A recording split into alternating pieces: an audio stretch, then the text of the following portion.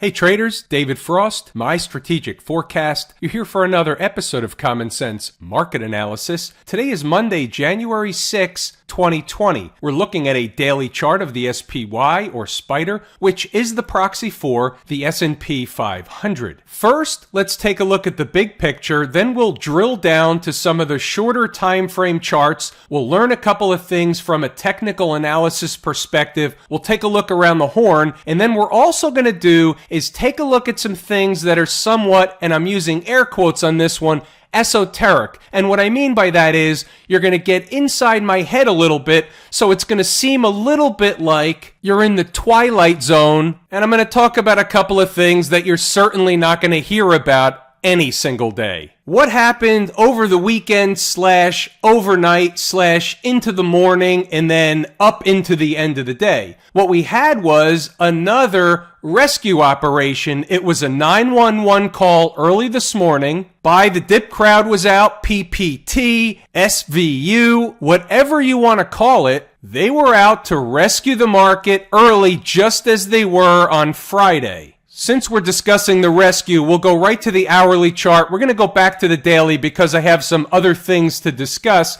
But here was the situation on Friday. Here was the situation today. We have the gap down, we have the rescue and the grind for the rest of the day today. We didn't quite have the grind for the rest of the day on Friday, but it was the same general theme both days. Back to the daily chart. Are we and can we make new highs? Can we make new highs? Of course they can make new highs. There's nothing wrong with the market from a technical perspective. The trend is up. We're near the old highs, which were just from the other day. So of course they can make new highs. Will they make new highs? We really don't know. If I say yes and I'm wrong, I'm a heel. If I say no and I'm wrong, I'm a heel. What I like to do is go with what I do know. I do know the trend is up, and I do know they're running out of time. Now, we've been here before, so those of you that have been around a while will be familiar with they're running out of time. So therefore, the fact that from my work, from where I sit, they're running out of time. Now, others have a different opinion. That's fine. That's what makes a market. Two people, two analysts look at the exact same thing. We're both looking at the same chart, we're both looking at the same set of data, and we can absolutely come up with two totally different scenarios. That's absolutely what makes a market. Think about it like this. Every time you buy a stock, you bought it from somebody that thought it was the right time to sell it. Same thing goes on the flip side. So from where I sit and my work, they're running out of time. However, I can't tell you whether or not they're going to make a new high over the next couple of days or not. They're too close by. Anything can happen. We can certainly have a gap up in the morning on a tweet, a piece of news, whatever it is. On the flip side, we know what's going on around the world. We know what's going on with Iran. We know, or at least with a high degree of rational thinking, Iran is probably going to try and do something again. And in response to that, I would say that President Trump would likely do something again. So therefore, the situation is likely to escalate versus unlikely to escalate. Using the 80-20 rule, I think we're in the it's more likely it escalates than not camp. Now, under normal garden variety market conditions, I'm not in the consensus camp most of the time. This time, I think that is the consensus. I think it's the consensus for a reason. I think that is the actual duck. Now, we're going to talk about one of those esoteric inside my head type things. And the reason why I'm bringing this up is because I like numbers. Generally speaking, I know my numbers. I eat, sleep, breathe numbers. Sometimes when I find a number that makes sense to me and would look like a foreign object to somebody else, that's generally a pretty good number, especially when it's kind of right where we are when we're running out of time. I might have found one of those numbers. And here's what it is. I'm not going to necessarily tell you what the number is because it doesn't matter. But here's the case I'm making. A, the market doesn't have to get to the number and it doesn't have to mean a whole lot of beans. But if the market makes a new high, we're not that far away from a number from which the square root of would be absolutely meaningful because it would bring another number right into the fold. And when that happens, and I know in the bottom of my heart, when I see something like this, it's just dead on balls accurate. That's just the way it is. So here's what I'm saying. The fact that I believe we're running out of time, and I also know that close by, not that far away, is another number. Let's say it's a day or two away of another set of bullish conditions. You put all that stuff in a bucket, and here's what I'm really saying. We're looking for a top. We're not that far away. Might go a little higher, might not. But at the end of the day, when you fast forward, let's just say weeks to months, generally speaking, I'm pretty sure I'm going to be right. Now, what's the flip side of that? Where am I wrong? If we blow past that number like it wasn't even on the paper, I'll let you know if that happens. It's not that far away. Let's keep the ball moving around the horn. We're going to a 120-minute chart just for the purposes of seeing something else from another perspective. What do we see? Is there anything different? You can see it's pretty obvious. There's nothing bearish on this chart. Above all the moving averages, they've threatened to go down a couple of times. Each and every time, the market's been saved. That's essentially the grip of the uptrend taking hold. As soon as the market gets rescued in the morning, the sellers disappear. Nobody else wants to be a seller because of the rescue operation. Therefore, sellers disappear, buyers either show up or the market goes sideways, and that's what we've seen happen. By the way, a little bit of a short hop. I got to go back to the daily chart. I wanted to talk about the 20-period moving average. Now, we came short of the 20-period moving average again. Now we've taken off to the upside. How do you read that? Well, the bulls will read that. They couldn't even get to the 20-period moving average, took off in the other direction. The market's in an uptrend. All the moving averages are rising. Therefore, the uptrend is intact. Party on. That's fine. That's true at the moment. Yours truly reads the situation slightly different, maybe with a little bit of a different twist. I'm still looking at that 319 and change area as a former breakout area that has yet to be tested. I like when they get tested. Of course, they don't have to get tested on my time frame, but they will get tested. That coupled with the fact that the market, in my view, is running out of time, it will get tested. I think there's some shenanigans going on. The 20-period moving average now above that level, but nevertheless, I think there's a little bit of shenanigans coupled with the mysterious January effect continuing to go on. We've just gotten back from the holiday season. Therefore, you have to give the market a little bit of time to settle in. Let's make fun of the media for a second. Why? Because it's fun to do. Let's say, for argument's sake, that the entire reason why the market was down overnight, meaning the futures, and also early this morning before the rescue, let's say that was all due to the fact that Iran and the U.S. is in the midst of an escalating situation. By the end of the day, the market is up, and did that situation just go away? Was it fiction? Was the media wrong in reporting it? Was it just fake news? Or was the market down for a different reason in the morning, and the Iran situation was just a convenient excuse that fit in at the time? It's not an answerable question. It's really a rhetorical question. Those of you that have been around for a long time know what I believe. I believe the market does what the market does from a technical perspective. The media, the news has nothing to do with it. They're always wrong. They fit in the excuses after the fact. That's just the way it is. I can't help but think that way. I have no choice. I just mentioned the futures contract, and I also mentioned I have no choice to think that way, and I want to just prove a point, and it's specifically targeted at those that have taken the Lazy E-mini Trader course. So, therefore, those that have taken the course will understand from this chart that today, at the end of the day, the market did a very specific thing and went to a very specific tick within one tick of a very specific price, which is not a coincidence nor is an accident. That's how we know that the market does in fact trade technically sound at the end of the day. Another short hop. What was going on inside the numbers today? There were no stocks on the move that hit their target price this morning. There was hardly any stocks on the move to begin with. And guess what? That was a pretty good indicator that the gap down really wasn't long lasting. That's certainly a bit of Monday morning quarterback, but I did mention the fact that there was nothing moving at the open down below in the pre-market morning notes. And when you have a gap down, you can expect a lot of stocks to be getting a haircut along with the general overall market. That wasn't happening. Put that on a sticky note. Use that later. Here's the rest of the pre-market morning notes. And what I'll do is I'll just scroll up and show you the notes that happened throughout the trading day.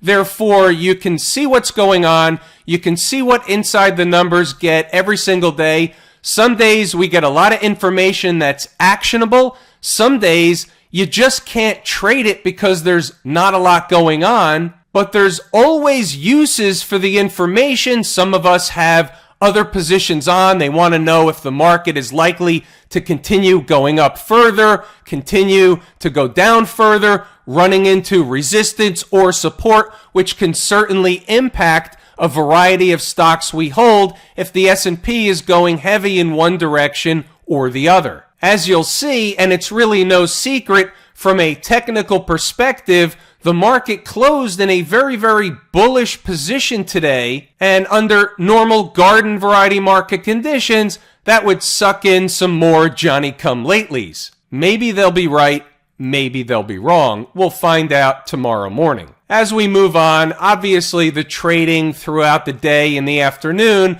gets less and less likely to ever happen. The volume tends to really taper off as the day goes on. Once lunchtime rolls around, pretty much the computers take over, and until maybe the last hour or so of the day, things are really in the camp of watching paint dry. What's going on in camp IWM? Again, we're moving the ball around the horn. Little bit interesting, as a market leading indicator, and yours truly, my favorite market leading indicator, it's still lagging the S&P. So the IWM hasn't filled the gap left open from a couple of days ago. That happens to come in at 165.78. If you look at the corresponding position of the market on the S&P, they filled the gap twice. So there is a little bit of shenanigans going on. There is a little bit of lagging indication from the IWM from where I sit. They have recaptured the 20-period moving average after dipping below 2 days in a row.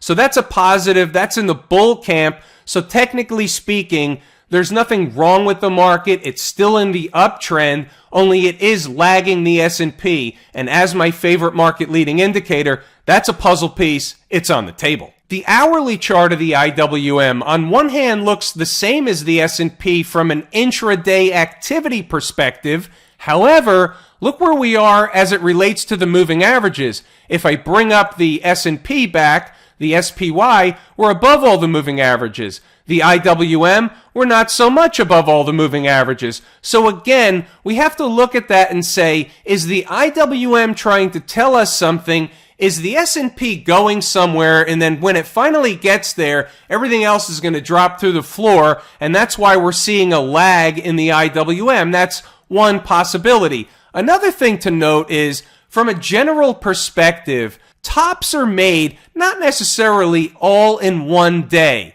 Tops are a process that happens at times over a period of time. So you'll see certain markets lag another, and then we look back and we say, yeah, that was the canary in the coal mine. Maybe it's the transports. Maybe it's the transports in the IWM. So all these things play a role. Maybe the SMH comes into play. Maybe technology falls off or the financials fall off. All these things happen not necessarily at the same time, and they don't all happen in one particular order each and every time. That's why we have to look around the horn.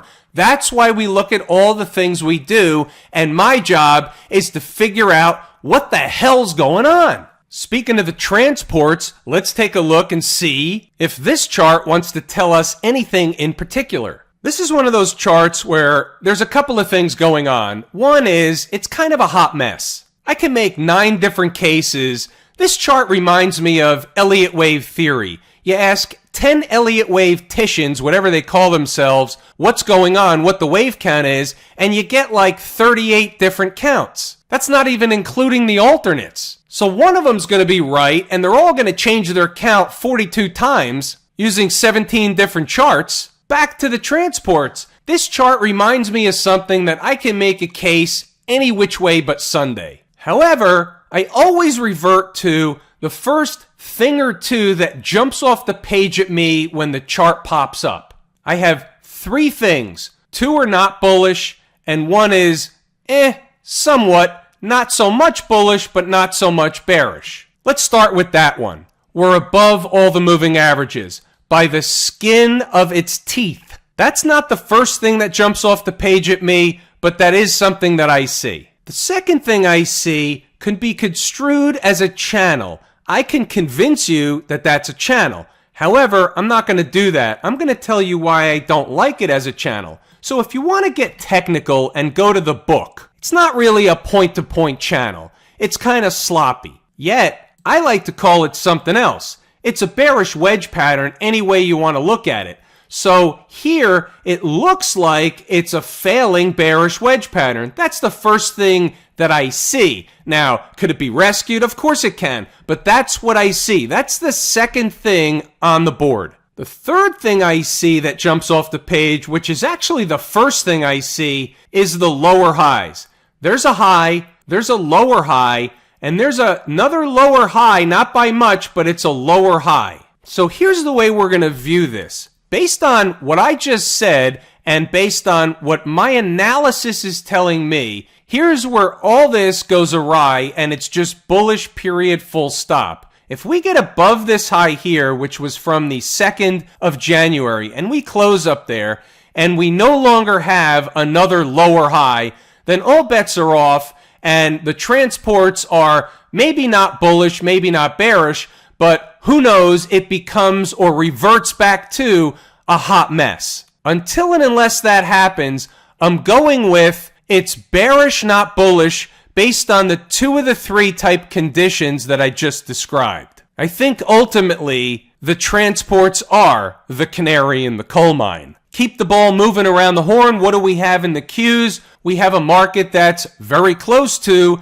the old highs all the way back from last Thursday. You know what I'm going to say. Nothing wrong with this market.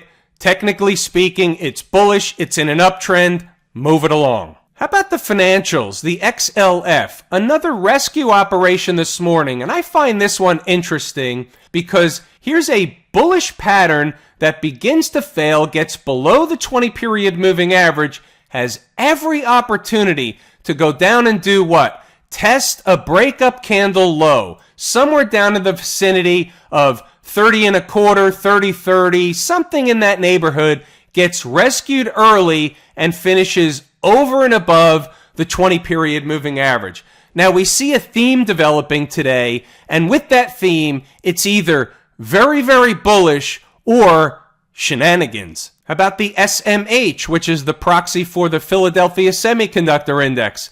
Similar routine, only didn't quite get the same type of rally. You can see here from a 15-minute chart, it got the rescue early on, but it really floundered most of the day. I think that's interesting. I think that's a puzzle piece. I think it's on the table. How's gold doing? Remember the weekly chart that we looked at in gold? And the last time we talked about this chart, and I'm not 100% sure it was the last time, but I remember discussing it, it was a potential bearish pattern inside of a bullish pattern. Which one was going to work out? So we had the breakup candle low down here that was tested, never closed below. We had a breakdown candle that made a bear flag pattern that did what? Release the energy in the other direction. We also know another thing.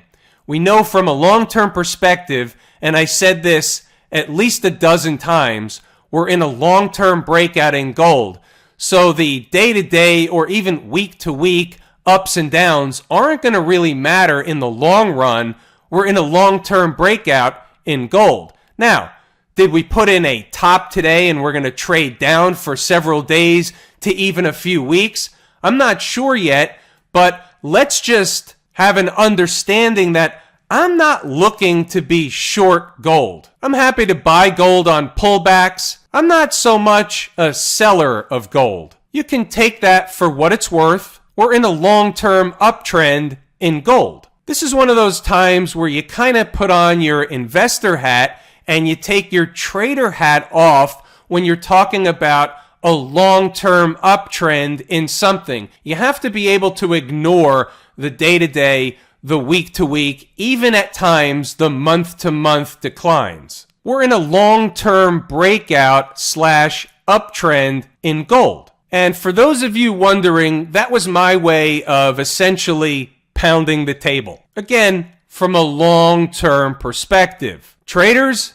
it's a great place to pull the ripcord. Welcome to 2020. We're going to have a blockbuster year. I want to thank each and every one of you because you know what? Without you, these videos are in no way possible. I appreciate each and every one of you. I'm David Frost, my strategic forecast. Thanks for tuning in for another episode of Common Sense Market Analysis.